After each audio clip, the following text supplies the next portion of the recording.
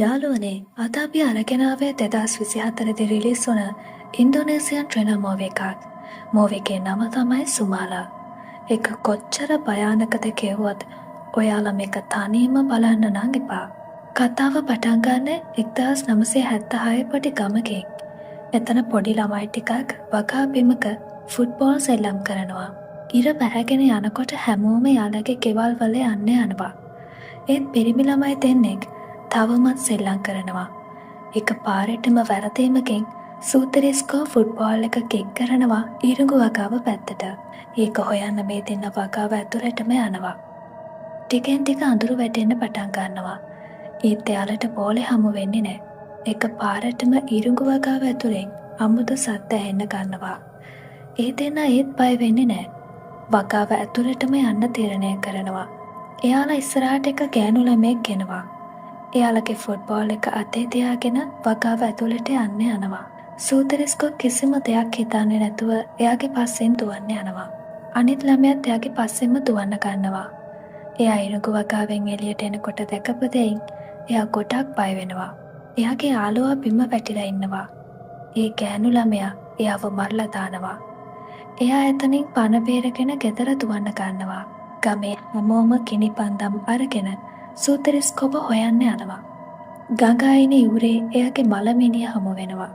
ඊළඟ දවසේ උදේ මැරුණු දරුවගේ තාත්තා අබේගේ ගෙදර ගිහින් එයාගේ පුතාව මැරුවා කියලා චෝදනා කරනවා.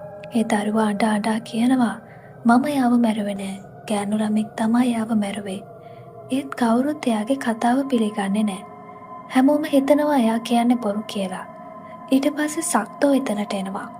එයාගේ එක හැක් නෑ. එතනට ඇවිත් එයා කියනවා අපි ඇත්ත කියන්නේ.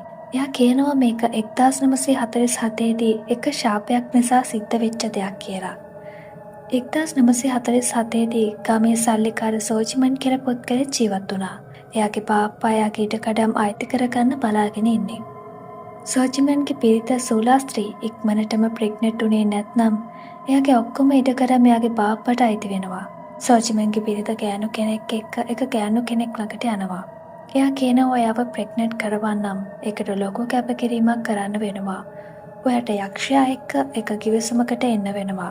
එහෙම කරොත් ඔයාට නිවුණු දරුවෝ ලැබෙනවා කියලා පොරොන්දුවක් දෙනවා. සෝලාස්ත්‍රිත් දෙපාරක් හිතන්නේ නැතුව මේ දෙයට කැමති වෙනවා. ඔයා මේ ළමයි දෙන්න හරියට බලාගත්තේ නැතිනම් ශාපයකින් අවුරුදු 10කින් මුළු පවුලම විනාශ වෙලා යනවා කියලා. සූලාස්ත්‍රයට මේ වෙලාවේ කොහොම හරි දරුවෙකුගේ උමනාව තියෙන්නේ. ඒක නිසා එයා ටොකිනාගේ කොන්දේස වලට එකග වෙනවා. ඊට පස්සේ පූජාව පටන් ගන්නවා. එයා ටික කළු පාට පානයක් බොන්න දෙනවා. සූලාස්ත්‍රය ඒක පීපු ගමන් එයාගේ ඇඟේ අමුත්තක් සිද්ධ වෙනවා. එයා බිම දිගෑරිලා දඟලන්න පටන් ගන්නවා. මාස දෙකකට පස්සේ දැනගන්න ලැබෙනවා එයා නිවුන් දරුවෝ ලැබෙන්න ඉන්නේ කියලා. ඒ ආරංචියාගේ මහත්තයා සූජිමන් දැනගත්තම එයා ගොඩක් සතුටු වෙනවා. එයා එයාගේ දුවලගේ නම් පවා හිතලා තියෙන්නේ. ලොකු දුව සුමාලා, පොඩි දුව කුමාලා. ගමේ ලොකු උත්සවයක් තියෙනවා. ඩෙලවා එක දවසේ දරුවෝ ලැබෙන්න සෝදානම් කරනවා. සුලක්ෂි දරු ප්‍රසූතිය වෙලාවේ දකින්න භයානක රූපයක්. එයා එක දිහා බලනකොටම අතුරුදහන් වෙලා ගියා. එක දෙයක් සිද්ධ වුණා. ඒක දැකලා හැමෝගෙම රෝම කූප කෙලින් වුණා. පළවෙනි දුව සුමාලා ඉපදෙනවා. එයා ගොඩක් භයානක කැත අප්පඝාත දරුවෙක්. එයාගේ අඬන සත්‍යයක්වත් නැහැ. ඊට පස්සේ දෙවෙනි දුව කුමාලා ඉපදෙනවා. එයා කිසිම අඩුපාඩුවක් නැතුව ඉපදලා තියෙන්නේ. සෝජිමන් එයාගේ පළවෙනි දරුව දැකපු ගමන් කියනවා මට මේ වගේ දරුවෙක් එපා. මුළු ජීවිත කාලෙම මගේ පවුලේ නම කැත වෙනවා කියලා. කේන්තියෙන් ඇවිත් එයාගේ ලොකු දුවව පිහියකින් කපලා මරලා දානවා. සෝජිමන් හැමෝටම කියනවා මට එක දරුවයි ලැබුණේ කියලා. කුමාලට අවුරුදු 3ක් වෙනවා. ඒත් එයාට ඇවිදින්නවත් කතා කරන්නවත් බෑ. ටිකෙන් ටික එයා ලොකු වෙනකොට එයාගේ හැසිරීම අමුතුයි. කේන්ති යනවා වැඩි. කුමාලට අවුරුදු 8ක් වෙනකොට එයාගේ මේ තත්ත්වය තවත් වැඩි වෙනවා. එයා එක පාරටම අතුරුදහන් වෙනවා. සමහර වෙලාවට අමුතු වැඩ කරන්න ගන්නවා. එක දවසක් එයා වෙළඳ පොළට ගියාම පිරිමි ළමයි ටිකක් එයාට අංග විකල කෙල්ලෙක් කියලා ගල් වලින් ගහන්න ගන්නවා. එයාගේ අම්මයි තාත්තයි තේදී දකිනවා. ඒත් එයාලා දැක්කේ නෑ වගේ ඉන්නවා. කුමාලා ගෙදර ආවට පස්සේ එයාගේ තාත්තා එයාව කබඩා කාමරයට එක්කන් ගිහින් එයාට හොඳටම පහර දෙනවා. එදාට කුමාලා නිදියගෙන ඉන්නකොට එයාට සද්දයක් ඇහෙන්න ගන්නවා. ටිකෙන් ටික ඒ සද්ද ඇහෙන එක වැඩි වෙනවා. ඒ සද්දේ එන්නේ එයාගේ අල්මාරිය තුළින්. ඒ අල්මාරිය දිහා බලනකොටම අල්මාරියේ දොර ඇරිලා කොණ්ඩේ පාගෙට කියපු භයානක පෙනුමක් තියෙන ළමයෙක් එළියට එනවා. එයාගේ ඇස් වලින් අමුතුම එළියක් එනවා. එයා hina වෙවි ළඟට ඇවිත් කියනවා බය වෙන්න එපා මං ඔයාගේ නියුන් සහෝදරී. ඔයා මගේම නංගි කියලා. මගේ නම සුමාලා. මම ඔයාට කරදරයක් කරන්නේ නැහැ. මට ඕන ඔයා මගේ යාළුවෙක් කරගන්නයි. පළවෙනි වතාවට කුමාලට යාළුවෙක් හමු වුණේ. කුමාලා සතුටින් අඬන ගන්නවා. කුමාලා අහනවා ඔයා ඇත්තටම මගේ යාළුවෙක් වෙනවද කියලා. ඊළඟ දවසේ රෑ සෝජිමන් යාගේ ස්ටඩි රූම් එකේ ඉන්නවා. එතකොට ගෙදර අමුතු සද්ද ඇහෙන්න ගන්නවා. කුමාලා පියානෝ ප්ලේ කරනවා. ඒක කාටවත් අහගෙන ඉන්න අමාරුයි.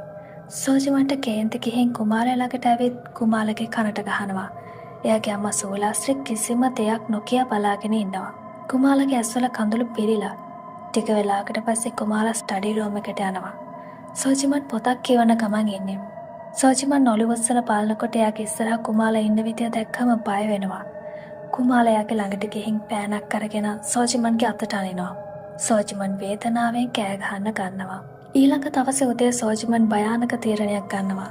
එයා කුමාලව කනුවක අතපය ගැට ගහලා වගාවක එල්ලලා තියෙනවා. කුමාලා අඬනවා, කෑ ගහනවා, සමාව එල්ලනවා. ඒත් එයාගේ අම්මා සෝලාස්ත්‍රි කිසිම ගානක් නැතුව ඒ දිහා බලාගෙන ඉන්නවා. රෑ එයාවේ කනුවෙන් ලිහලා ගෙදර එක්කන් එන්න එනවා. හැමෝම කෑම කන්න ගන්නකොටම කුමාලා හැමෝම ඉස්සරහා ටේබල් එකට මූත්‍රා කරනවා. හැමෝටම කරන්න දෙයක් නැතුව යනවා. වැඩකාරයාගේ ළඟට එනකොට කුමාලයාට පහර දෙනවා. සෝලාස්ත්‍රි කණ්ණාඩියෙන් ඒ දිහා බලනකොට දැකපු දෙයින් ෂොක් වෙනවා. ඊළඟ දවසේ උදේ වැඩකාරි සම් කුමාලගේ ගෙදරට ඇවිත් ආදරෙන් අහනවා අයියෝ උතරම් කේන්ති ගන්න කියලා. කුමාලා කියනවා වරද මගේ නෙමෙයි. වැරද්ද සුමාලගේ. එයා තමා මට කියලා මේ හැම දෙයක්ම කරවන්නේ. සෝලාස්ත්‍රි සුමාලගේ නම ආපු ගමන් එයා ගොඩක් බය වෙනවා. එයා කෙලිම ටුකීනව හමුවෙන්න යනවා. එතනට ගියාම දැනගන්න ලැබෙනවා ටුකීන ගිය මාසේ මරණයට පත් වෙලා කියලා. දැන් සෝලාස්ත්‍රිට උදව් කරන්න කවුරුත් නැහැ. කාලය ගෙවිලා යනවා. ගමේ ඉන්න ළමයි හැමෝම කුමාලව විහිළුවකට අරගෙන කරදර කරනවා. එතනට සම්මැවිත් ඒ ළමයි හැමෝවම එළවනවා. ඈතට වෙලා එයාගේ අම්මයි තාත්තයි ඒ දිහා බලාගෙන ඉන්නවා කිසිම වචනයක්වත් නොකිය. රැව් නම කුමාලව කබඩා කාමරය ඇතුළේ හිර කරනවා. එක පාරටම එයාගේ ඇස් දිලිසෙන් අරගෙන මොහොත් තියෙන පිහියක් අරගෙන hina වෙවි එතනින් යන්න යනවා.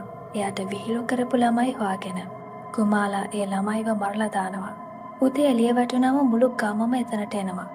පොඩි ළමයි ඔක්කොම එතන මැරිලා ඉන්නවා. එතන ඔක්කොම මැරිලා ඉන්නේ කුමාලට කරදර කරපු පොඩි අය. ඒ මලමිණී ළඟ කුමාලගේ පරණ බෝනෙක් එක් පැටලා තිබිලා ඒකත් අරගෙන මුළු ගමම කේන්තියෙන් කුමාලව හොයාගෙන එයාගේ ගෙදර එනවා. මේ හැමදේම ඔයාගේ දුව කරලා එයාව අපිට බාර දෙන්න කියලා ගමේ අය කෑ ගහන්න ගන්නවා. ඒත් එයාගේ තාත්තා සෝජිමන් යාළට කියනවා කිසිම සාක්ෂියක් නැතුව අපිට චෝදනා කරන්න එපා කියලා.